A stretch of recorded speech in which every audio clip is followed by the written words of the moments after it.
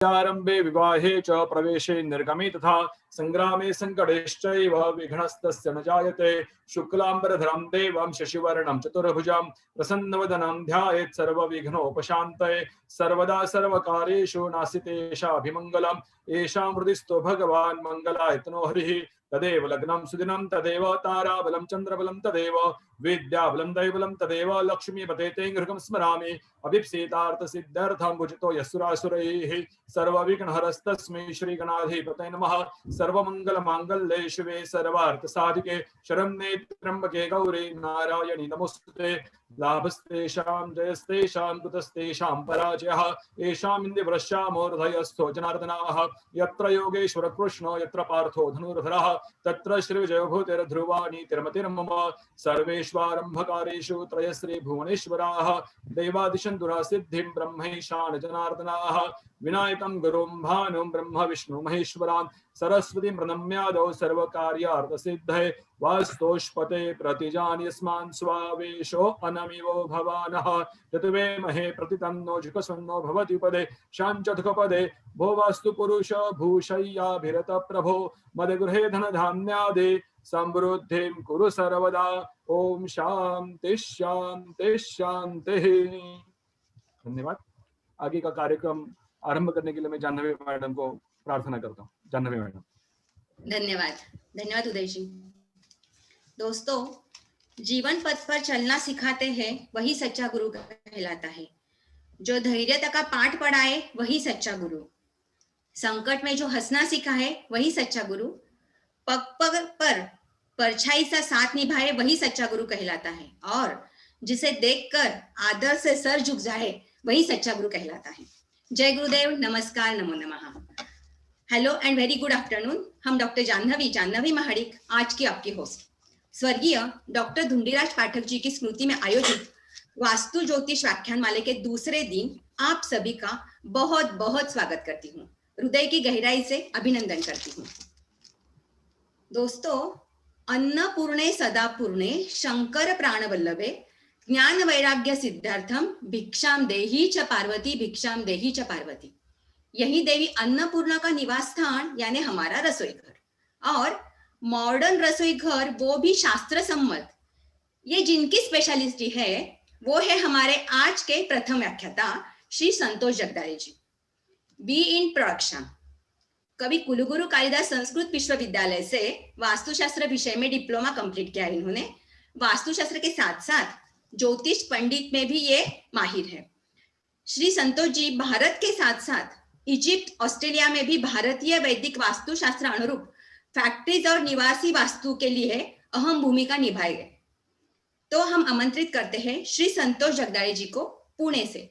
श्री संतोष जगदाळे।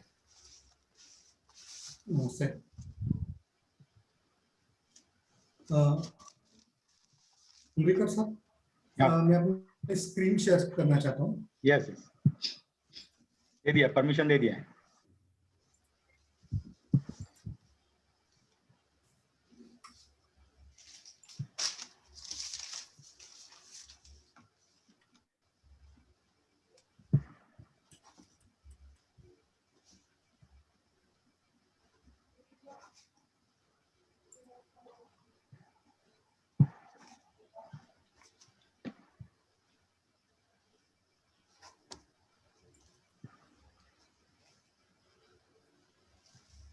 सभी को मेरा नमस्ते। स्क्रीन दिखाई दे रही है आपको? हाँ, दिखाई दे रही है। और मेरी आवाज भी ठीक तरह से आपको सिखाई? ठीक है, आवाज आ रही है। ओके, नमस्ते। भृगुरात्रि वशिष्ठश्च विश्वकर्मा महेस्तथा नारदो नग्नश्चैव विशालाक्षः पुरन्दरः ब्रह्मकुमारो नन्दीश शौनको गर्ग एव च वसुदेवो निरुद्धश्च तथा शुक बृहस्पति अष्टदशैते विख्याता वास्तुशास्त्रोपदेशक। नमस्ते, मैं संतोष प्रकाश जगदाळे उपस्थित सभी आदरणीयों को मेरा सादर प्रणाम करता हूँ।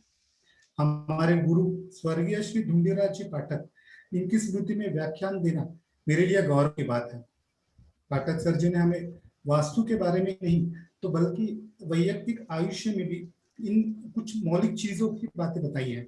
जैसे कि वो हमेशा कहते थे कि ज्ञान अगर आपको प्राप्त करना है तो आपको एकाग्र चित्त और स्थिर बुद्धि से ही प्राप्त हो सकता है। उसी साथ उन्होंने इस शास्त्र की जैसे शुरुआत की, उनके साथ मेरा परिचय पिछले 7-8 सालों से है।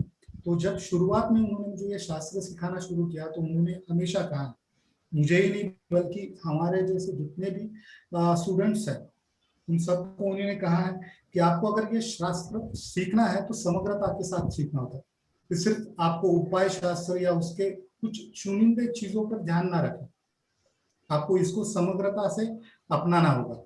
इस शास्त्रों का अगर आपको सीखना है तो आपको आपके लिए श्रद्धा चाहिए, श्रद्धा चाहिए इस विद्या के प्रति, श्रद्धा चाहिए इस शास्त्र के प्रति, और सबसे अहम बात श्रद्धा चाहिए आपको इस गुरु के प्रति जो आपको इस भवसागर में तैरने की बुद्धि देता है।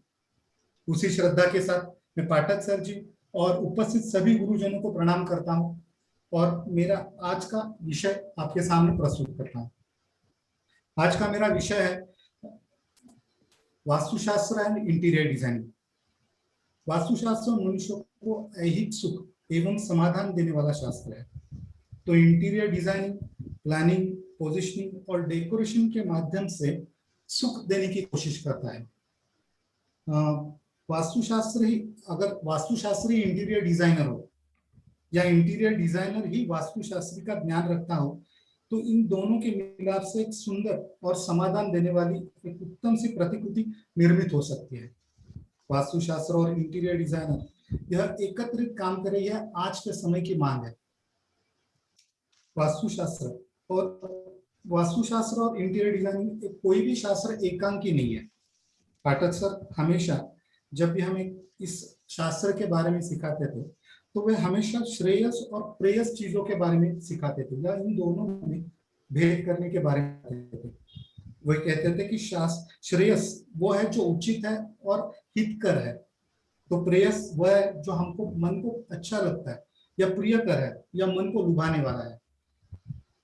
यह कहना गलत नहीं होगा कि आज ही सिर्फ इंटीरियर डिजाइनिंग प्रणाली ये प्रेयस की तरफ ज्यादा झुकने वाली है। तो चलिए आइए, मैं और मेरे जैसे बहुत से स्टूडेंट्स इस श्रेयस वास्तुशास्त्र को प्रेयस के साथ जोड़ने की कोशिश कर रहे हैं। इस विषय की ओर मुड़ने से पहले, यानी जो आज का मेरा विषय है वास्तुशास्त्र एंड इंटीरियर डिजाइनिंग, इसकी तरफ मुड़ने के लिए पहले मैं थोड़ा सा इसके जो पंच महाभूत है या हम कहते हैं इसके 5 एलिमेंट्स जिसके ऊपर यह हमारा शास्त्र निर्भर है उसके बारे में कुछ बताना चाहूंगा। हमारे शास्त्रों के अनुसार हर एक वस्तु 5 तत्वों से बनाई गई है। जैसे कि अगर हम उदाहरण के तौर पर ईंट ले तो ईंट मिट्टी, पानी, उसमें से बने छेद और गर्मी से बनती है। तो जिसमें से मिट्टी पृथ्वी तत्व का प्रतीक है, पानी जल तत्व का, तो उसमें से बने छेद आकाश और वायु तत्व का प्रतीक, तो उसमें जो गर्माहट है तो उसे हम अग्नि तत्व का जान सकते हैं।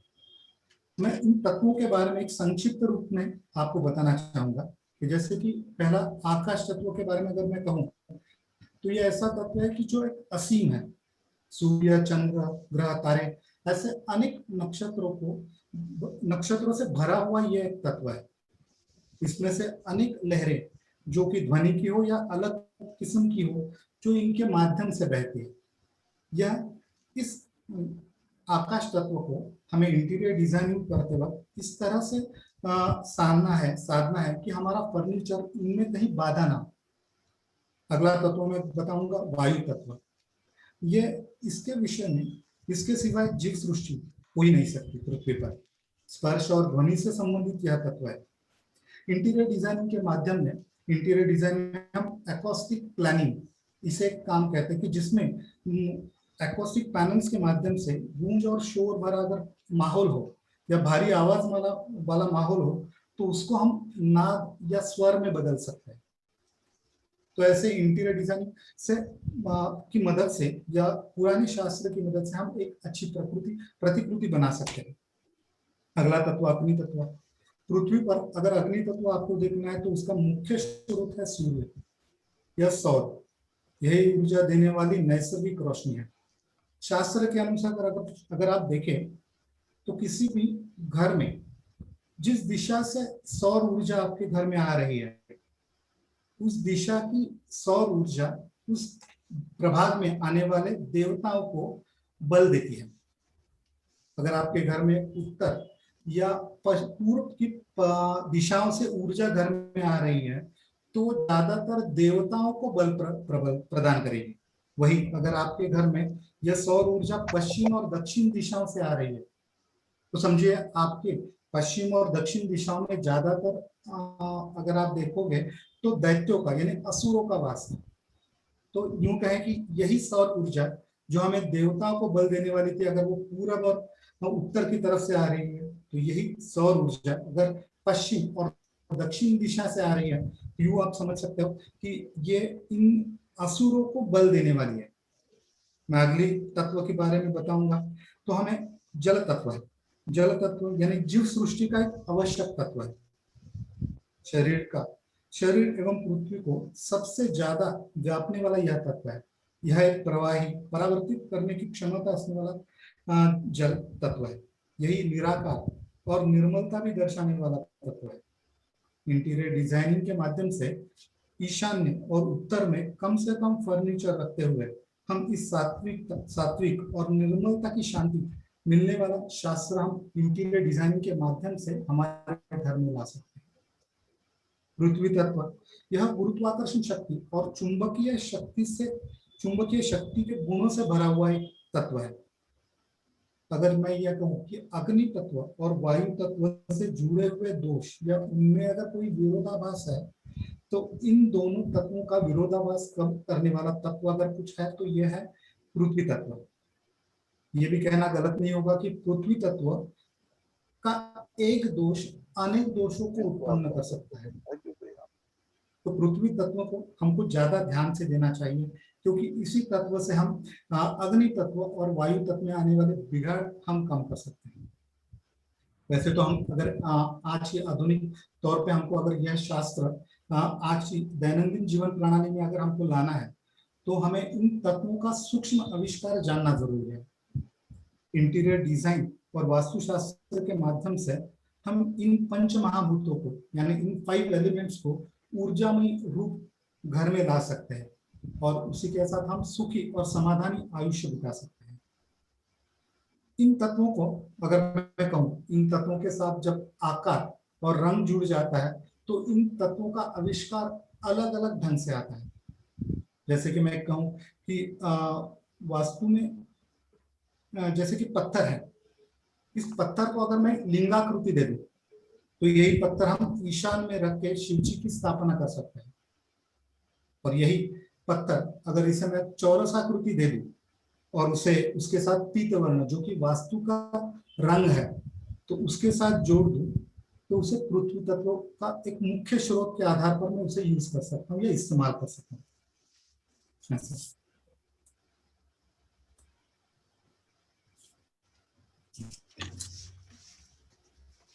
आज की इस फ्लैट पद्धति में, आज की इस फ्लैट संस्कृति कह सकते हो आप कि ज्यादा से ज्यादा कोने में दरवाजे आने वाले फ्लैट्स आते हैं। जैसे कि 70% से ज्यादा मैंने ऑब्जर्व किया है कि फ्लैट में मुख्य द्वार कोने में आता है। बिल्डर हमें सिर्फ यही कहता है कि हमारा फ्लैट ये ईस्ट वेस्ट या पूर्व और पश्चिम में स्थित है। अगर आप ये उदाहरण के तौर पर मैंने स्क्रीन शेयर किया हुआ है, उसमें एक कोने वाला दरवाजा आपके सामने रखा हुआ है। यही दिशा अगर आप ईस्ट मानते हो तो ये दरवाजा ईशान कोण में आया हुआ है। अगर पूरब का दूसरा दरवाजा आग्नेय कोण में आ सकता है। वही अगर आप पश्चिम वाले दरवाजे देखते हो, पश्चिमाभिमुख दरवाजों की तरफ देखते हो तो या तो वो नैऋत्य कोण में होता है या तो वो आग्नेय कोण में होता है। वैसे तो प्रमुख दिशा के बाई तरफ यानी प्रमुख दिशाओं की घर के अंदर से अगर हम देखते हैं या एनालाइज करते हैं तो प्रमुख दिशा की लेफ्ट की तरफ आने वाला द्वार शास्त्र सम्मत है, वो शास्त्रों के अनुसार बना हुआ है। तो उन दरवाजों के बारे में मैं ज्यादा यहाँ पर विस्तृत जानकारी नहीं दूंगा, मगर जो हमारे सामने हमेशा आने वाले प्रॉब्लमेटिक जो डोर्स है, जो कि मैं अग्नेय, नैऋत्य और वायव्य कोण में आने वाले डोर्स है, उसके बारे में यहाँ पे थोड़ी सी चर्चा करना चाहूंगा। मैं अगली स्लाइड आपको दिखाता हूँ। जैसे कि मैंने पिछली मेरी एक स्लाइड में बताया कि हम वास्तु में जब हम मुख्य द्वार जो होता है, ये मुख्य द्वार आपका यह भाग है जो प्रकृति की ऊर्जा आपके घर में प्रवेश करने वाला द्वार है। कि आपके घर में आने वाली ऊर्जा इस मुख्य द्वार से आने वाली है। इसीलिए मुख्य द्वार हमारा जितना वास्तु तत्वों के अनुसार हो उतना अच्छा। अभी हम ईशान कोण में अगर हमारा दरवाजा आता है, पहले तो कोने में द्वार शास्त्र सम्मत है ही नहीं, फिर भी आज की इस प्रणाली में अगर हमें उसे एक्सेप्ट करना है तो उससे हम हमारे वास्तु तत्वों को कैसे जोड़ सकते हैं वो दिखाने की मैं कोशिश यहाँ पे कर रहा हूँ। ये ईशान कोण में स्थित दरवाजा है। ईशान का रंग मैंने यहाँ पे सफेद वाला रंग इस मुख्य सेफ्टी डोर को लेने की कोशिश की है। उसी के साथ साथ इसमें जो मैंने कुछ डिजाइन्स दिए हुए हैं, या इसमें मैंने जो कह सकते हैं कि छोटी छोटी आकृतियां बनाई हैं, जो एक्सपांड होने वाली आकृति है, जो सूर्य की एक्सपांडिंग एनर्जी को दर्शाने वाली आकृति है, वो यहाँ पे दिखाने की कोशिश की है। अगली जो दिशा है, मैं अग्नेय कोण के बारे में कहूंगा कि जब हम अग्नेय कोण में आते हैं तो अग्नेय कोण में पहले तो हमारा अगर दरवाजा आता है तो अग्नि तत्व का प्रतीक यहाँ में इस दरवाजे में दिखाने की मैंने कोशिश की है। अग्नि तत्व हम त्रिकोण से दर्शाते हैं, तो उस त्रिकोण को मैंने उस दरवाजे में लाने की कोशिश की है। उसी के साथ अगर आप ये वाली इमेज देखोगे, यानी लेफ्ट हैंड साइड वाली इमेज देखोगे, तो इसमें मैंने थोड़े से डार्कर, यानी आप कह सकते हो कि अर्दी कलर्स का मैंने इस्तेमाल किया होगा, जो कि पृथ्वी तत्व के नजदीक जाने वाला रंग है। उसी के साथ साथ मंगल ग्रह से संबंधित हमारे गणेश जी है, उनकी इच्छा सी प्रतिमा मैंने ऊपर प्रस्थापित की है। उसी के साथ और एक ये राइट हैंड साइड वाला डोर मैं आपको दिखा रहा हूँ, जिसमें मैंने ये मुख्य सेफ्टी डोर को कॉपर पैनलिंग करते हुए अग्नि तत्व का प्रतीक कॉपर वहां पे प्रस्थापित करने की कोशिश की है। मैं अगला दरवाजा आपको बताना चाहूंगा। यह एक नैऋत्य कोण में आने वाले दरवाजे है। नैऋत्य कोण में आने वाला दरवाजा और उसके बाहर आने वाला जो पैनलिंग है, इस पैनलिंग को यानी वॉल क्लैडिंग जिसे हम कहते हैं, इसको हमने पृथ्वी तत्व की जो टाइल्स है या पृथ्वी तत्व की जो स्टोन्स है उसके माध्यम से यहाँ पे पृथ्वी तत्व प्रस्थापित करने की कोशिश की हुई। उसी के साथ हमने जितने भी यहाँ पे रंग यूज किए हुए हैं या रंगों का इस्तेमाल किया हुआ है, वो सारे रस्टिक कलर्स, या हम कह सकते हैं कि थोड़े से पृथ्वी तत्व के नजदीक जाने वाले रंगों की यहाँ पे क्वालिटीज हमने यूज की। उसी के साथ हमने राइट हैंड साइड में भी एक दरवाजा लगाया हुआ है कि जैसे ये पूरा मेटल से बना हुआ दरवाजा, मेटल यानी अगर आप मैमथम के धातुओं के अनुसार अगर आप देखें तो नैऋत्य और दक्षिण में हमने लेड धातु बताया हुआ है, शीशा हम जिसे कहते हैं, या अंग्रेजी में इसे लेड कहते हैं, या हम यूं कह सकते हो हम स्टील भी यूज कर सकते हैं जो आयन का मिश्रण है। तो ये राइट हैंड साइड में जो डोर बनाया हुआ है ये पूरा के पूरा हमने ये स्टील में बनाया हुआ है और इस माध्यम से पृथ्वी तत्व को इस कोण में प्रस्थापित करने की कोशिश की हुई है। मैं अगला आपको डोर बताऊंगा जो वायव्य कोण में आया हुआ है। वायव्य कोण वायु तत्व से भरा हुआ कोण है, जिसमें हम देखें कि मैंने जैसे कहा कि हमको जब कोई तत्व वहां पे इस्तेमाल करना है तो हमको रंगों के माध्यम से, उस धातुओं के माध्यम से, उस आकारों के माध्यम से उस तत्वों को सूक्ष्मता से वहां पे प्रस्थापित कर सकते हैं। ये वायव्य कोण में आया हुआ एक सेफ्टी डोर है। इस कोण में मैंने जो बीच में आई हुई जो आकृति है उस आकृति को हमने एक सेमी सर्कुलर शेप लिया हुआ है, ये सेमी सर्कुलर आकार लिया हुआ है। ये सेमी सर्कुलर आकार वायु तत्व को रिप्रेजेंट करता है। यह वायु तत्व का हम इस्तेमाल इस आकार के माध्यम से कर सकते हैं। उसी के साथ हमने कुछ रॉ टाइम फर्नीचर से बने हुए कुछ आकृतियां हैं कि जो पूरे लोहे से बनी हुई आकृति है, रॉ टाइम फर्नीचर पे, तो उसको हमने इस दरवाजे पर स्थापन किया हुआ है। तो इस तरह से हम इन पंच महाभूतों को या इन 5 एलिमेंट्स को रंग, आकार या धातुओं के माध्यम से उन दिशाओं में ठीक तरह से स्थापन कर सकते हैं। अगर हम यूं कहें कि अगर हम दक्षिण, नैऋत्य और पश्चिम दिशाओं में स्थित कमरों के बारे में हमें अगर जानना है तो हमें ज्यादा से ज्यादा जो कि चौरसाकृति, मैंने जैसे कहा कि दक्षिण पश्चिम और नैऋत्य ये पृथ्वी तत्व से भरा हुआ अगर होता है तो यहाँ पे ऊर्जा का सर्कुलेशन या ऊर्जा मंडल अपनी जगह से ठीक तरह से होता है। तो इसीलिए इन दिशाओं में हमें अगर ज्यादा से ज्यादा चौरसाकृति या अर्धी कलर का इस्तेमाल करें तो इन दिशाओं की जो गलतियां वो कम हो सकती है। देखिए, फ्लैट लेते समय या फ्लैट जब आप खरीदते हो तो इन रूम की पोजीशंस पर आपका नियंत्रण नहीं होता। बहुत बार हमें ऐसे दिखाई देता है कि जो अवेलेबल ऑप्शंस है उसमें से सबसे ज्यादा अच्छा वाला ऑप्शन कौन सा है उसे हम चूज करते हैं, तो उस हिसाब से हमें बेडरूम की पोजीशन अलग अलग दिशाओं में आती है। बेडरूम जैसे कि हो तो कोई भी बेडरूम बिना फर्नीचर के आप इमेजिन ही नहीं कर सकते। तो इसीलिए हर एक कमरे में फर्नीचर तो होना ही है। मैं अगर वास्तु पुरुष के हम सिद्धांत को अगर हम गौर से देखें तो यह वो सिद्धांत यह कहता है कि गांव का बड़ा वास्तु पुरुष, एक नगर का वास्तु पुरुष, उसके बाद कॉलोनी का, घर का और रूम का, ऐसे छोटे छोटे, यानी what is in macro that is in micro. ये अगर हम सिद्धांत ध्यान में रखें तो उसी सिद्धांत के अनुरूप हम हर एक कमरे को भी डिजाइन कर सकते हैं। जैसे कि हम कोई भी एक कमरा ले तो उस कमरे की दक्षिण और पश्चिम दीवारों पर ज्यादा से ज्यादा वार्डरोब या ज्यादा से ज्यादा स्टोरेज अलमारियां हम दे सकते हैं। मैं अगले कुछ स्लाइड में यही आपको समझाऊंगा कि जैसे कि मैंने उदाहरण के तौर पर ये ईशान कोण यानी नॉर्थ ईस्ट कॉर्नर में आने वाली एक रूम का एक छायाचित्र दिखाया हुआ है आपको।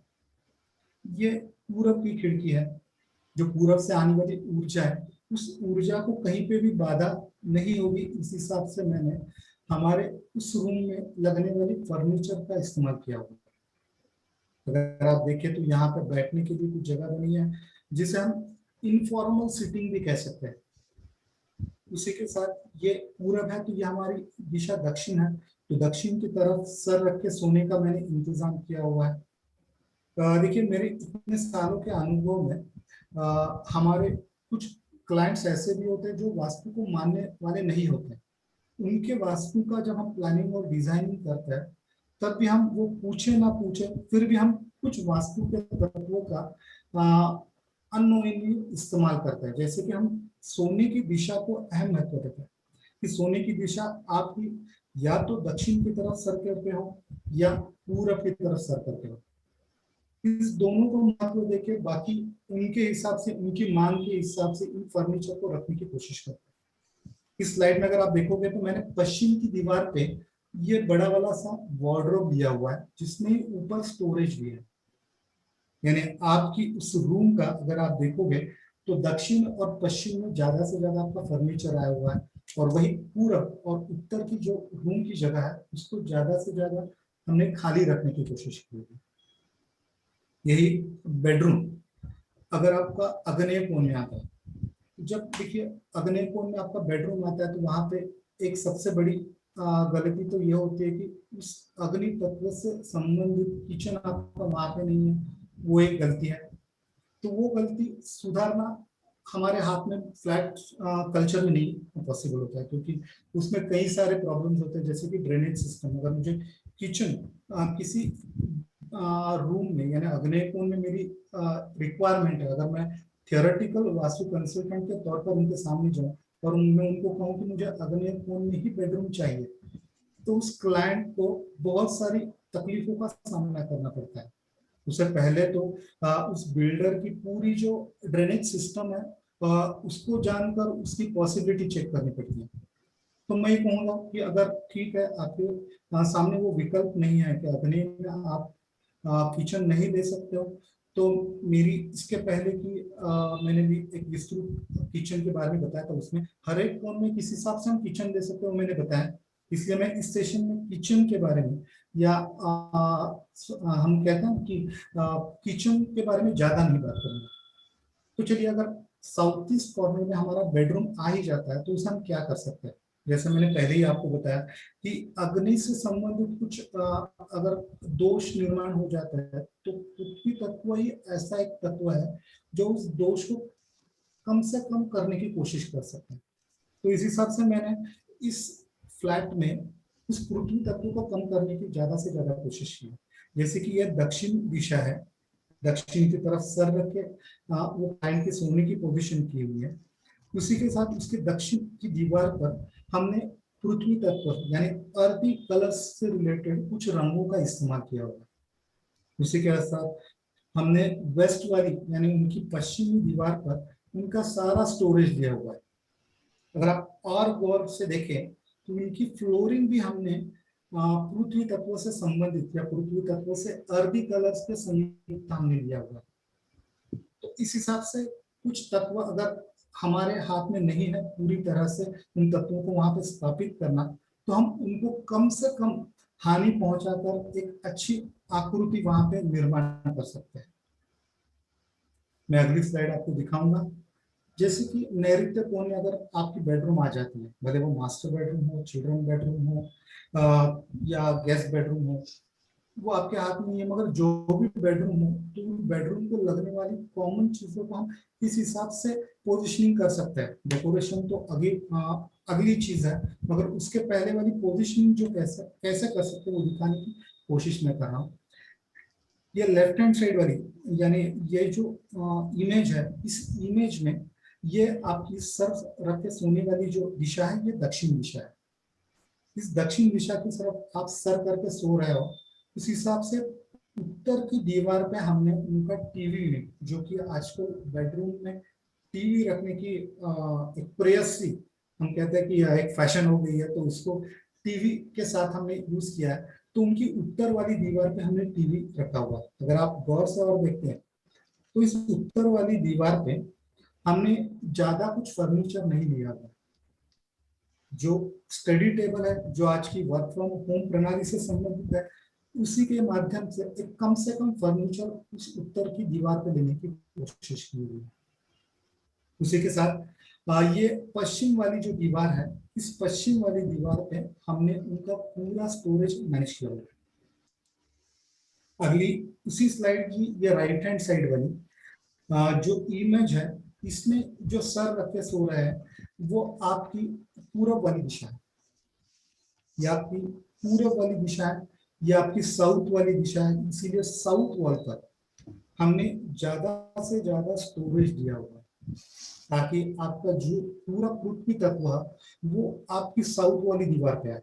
उसी के साथ उसमें जो रंगों का इस्तेमाल किया हुआ है, जैसे आप यहाँ पे देखोगे तो वो डार्क ब्राउन कलर या अर्दी कलर, जो हम कहते हैं कि वुडन शेड्स में मिलता है, ये नेचुरल शेड्स में मिलता है, ब्राउनिश शेड्स में, उसको हमने यहाँ पे लिया हुआ है।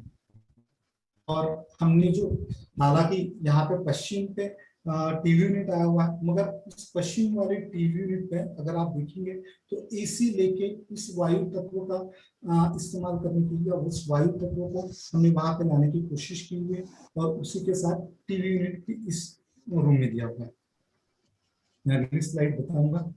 जैसे कि ये नॉर्थ वेस्ट वाली रूम है, इस नॉर्थ रूम में मैंने ये जो आप कहते हो कि बेड की पोजीशन इस हिसाब से पोजीशन की हुई है कि जिससे उनका सर दक्षिण की तरफ आ जाता है। ये पश्चिम की खिड़की है, पश्चिम की दीवार को ही इनका वार्डरोब या उनका स्टोरेज आया हुआ है, ताकि अगर आप देखोगे तो ये ईस्ट और नॉर्थ वाला जो जोन है इस बेडरूम का ज्यादा से ज्यादा खाली है। यहीं पे अगर आप देखोगे तो यहाँ पे ये नॉर्थ वेस्ट वाली रूम होने के कारण हमने ज्यादा से ज्यादा यहाँ पे जो आकृतियां इस्तेमाल की है वो थोड़ी सी सर्कुलर शेप में। यहाँ पे जो लाइट्स लिए हुए हैं, यहाँ पे जो लाइट ऊपर के फॉल सीलिंग है, वो उस नॉर्थ वेस्ट को यानी उस वायु तत्व को दिखाने वाले आकृतियों के हिसाब से भी हमने लेने की कोशिश की है। इसी हिसाब से यहाँ पे रंगों का अगर हम इस्तेमाल देखें तो रंगों को भी हमने उस वायव्य कोण में आने वाले ग्रे, लाइट ब्लू या लाइटर टोन में हमने कलर लिया हुआ। ये तो रहे हमारे बेडरूम वाले सारे पार्ट्स। इंटीरियर डिजाइनिंग करते समय सबसे और एक महत्वपूर्ण, मैं चलिए ये अगली स्लाइड भी आपको मैं बताऊंगा।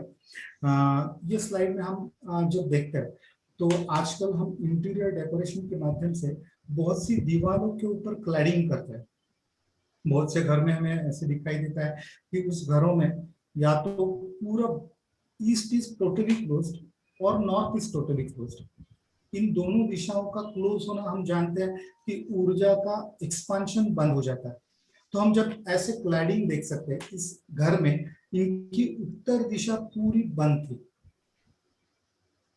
तो इन उत्तर दिशाओं में हमने एक आईनों का, ऐसा मिरर का क्लैडिंग कर सकते हैं ताकि हम एक वर्चुअल विंडो वहां पे प्रस्थापित कर सकें। एक मिरर एक ऐसी चीज है जिसे हम अगर इंटीरियर डिजाइनिंग में अच्छी तरह से अगर इस्तेमाल करें तो बहुत हद तक हम इन तत्वों का इस मिरर के माध्यम से एक प्लांटेशन कर सकते हैं, या सूक्ष्म रूप से हम इन तत्वों को प्रस्थापित कर सकते हैं।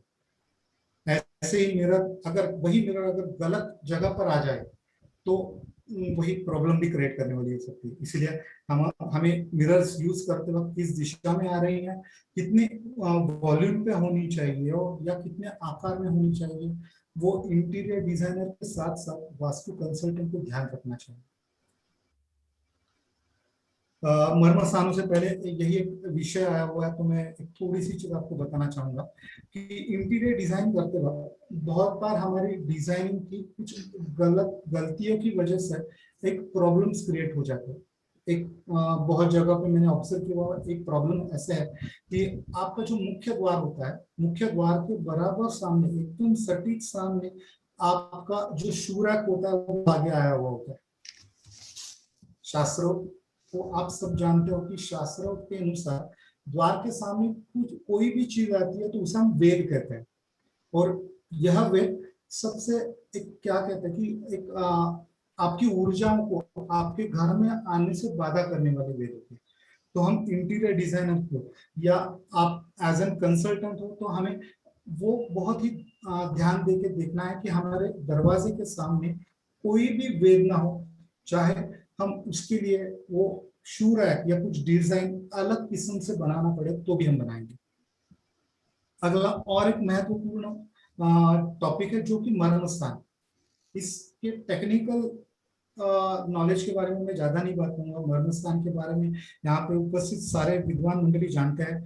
सिर्फ एज एन इंटीरियर डिजाइनर मैं इसके बारे में एक टिप्पणी करना चाहूंगा कि मर्म स्थान को ध्यान में रखते हुए हमारे हर एक रूम में, या यूं कहें कि हमारे घरों में हमारे फर्नीचर की पोजीशंस हमें प्लान करनी है कि ऐसे प्लानिंग करें कि इसमें से षण्महंती, महामर्म या उपमर्म, उपमर्म चलिए मैं एक बार कहूं कि उपमर्म बहुत से हद तक हम नहीं कंट्रोल कर सकते, मगर षण्महंती, महामर्म और ब्रह्मस्थान विद्या ना हो या उसे बाधा न पहुंचे, इस हिसाब से हमें फर्नीचर को प्लानिंग और पोजीशनिंग में ध्यान देना जरूरी है।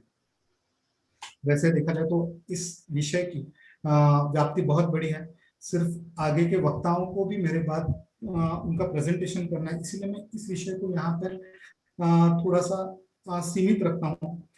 इंटीरियर डिजाइनिंग में एक जाते जाते मैं आपको कहना चाहूंगा कि इंटीरियर डिजाइनिंग करते वक्त वास्तुओं, या हम कहते हैं कि इंटीरियर डिजाइनिंग में आने वाली वस्तुओं का अगर हम ठीक तरह से इन पंच महाभूतों के अनुसार या 5 एलिमेंट्स को ध्यान में रखते हुए अगर हम उसका बाइफर्केशन या उसका वर्गीकरण अगर हम करें तो इन्हीं वस्तुओं को हम अच्छी तरह का आकार या उन वस्तुओं को अच्छी तरह का रंग हम इस्तेमाल करके हम अलग अलग रूम्स में उन तत्वों को प्रस्तावित कर सकते हैं।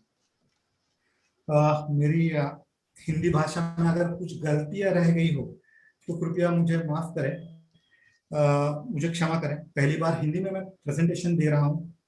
आप सभी को धन्यवाद। पुनः मैं हमारे गुरुवर्य पाठक जी का स्मरण करते हुए मैं सबको जय गणेश कहता हूँ, जय वास्तुशास्त्र कहता हूँ। धन्यवाद। बहुत ही सुंदर, टोटली प्रैक्टिकल ओरिएंटेड और सबसे महत्वपूर्ण, हजारों साल पुराने हमारे वास्तुशास्त्र के प्रिंसिपल्स हम आज भी अपने लाइफ में इंटीरियर में बहुत ही सुंदर और 100% यूज कर सकते हैं, ये आपने समझा दिया है। यानी मुझे ऐसे लगता है प्रयोजन समझना और प्रयोजक बनना आना चाहिए, फिर कुछ भी नामुमकिन नहीं है। धन्यवाद संतोष जी, धन्यवाद।